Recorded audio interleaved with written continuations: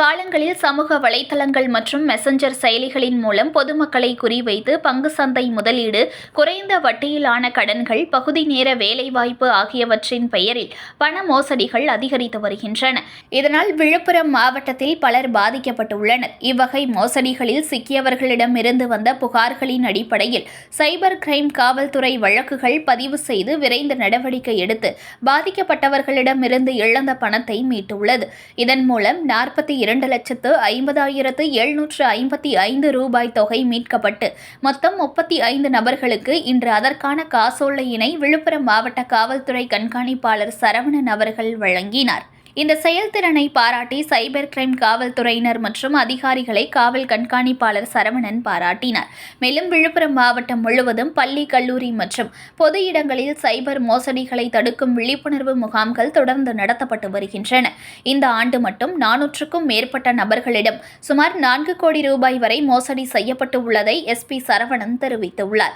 சிறிய தொகையை முதலீடு செய்ய சொல்லி பின்னர் பெரிய தொகையை மோசடி செய்கின்றனர். பொதுமக்கள் எச்சரிக்கையாக இருக்க வேண்டும். ஏமாற்று வேலை என்று அறிந்தவுடனே புகார் அளிக்க வேண்டும். இதனால் விரைந்து நடவடிக்கை எடுக்க முடியும் என்றும் அவர் தெரிவித்துள்ளார். சைபர் குற்றங்கள் பற்றி தொடர்ச்சியாக விழிப்புணர்வு தமிழக காவல்துறையால் வழங்கப்பட்டு வருகிறது. மாவட்ட அளவிலும் அதிகமான விழிப்புணர்வு ஏற்படுத்திட்டு வரோம். ஆனாலும் கூட தொடர்ந்து ஏதாவது ஒரு வகையில் சைபர் குற்றங்கள் நடந்த வண்ணம் இருக்கின்றன.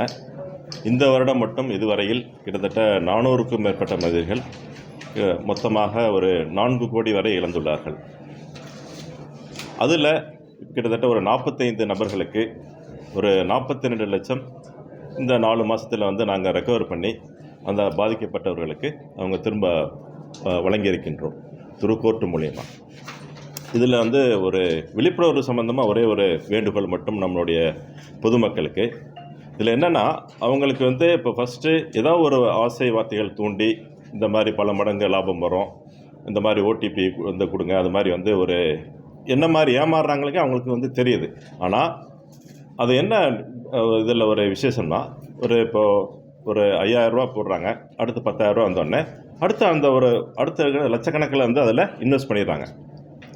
அதில் திரும்ப வராமல் இருக்குன்னு சொன்னோடனே அவங்க ஏமாற்றப்பட்டோம் அப்படின்னு தெரிஞ்சும் கூட வேறு எங்கேயாவது கடன் வாங்கி கூட திரும்ப ஒரு அறியாமையில் அந்த விழிப்புணர்வு இல்லாமல் மாற்றி அதிலே இன்வெஸ்ட் பண்ணி ஒரு கட்டத்தில் வேறு எங்கேயுமே பண்ண முடியலை அப்படின்னு கடைசி கட்டத்தில் தான் அவங்களுக்கு விழிப்புணர்வு ஏற்பட்டு திரும்ப காவல்துறைக்கு வராங்க.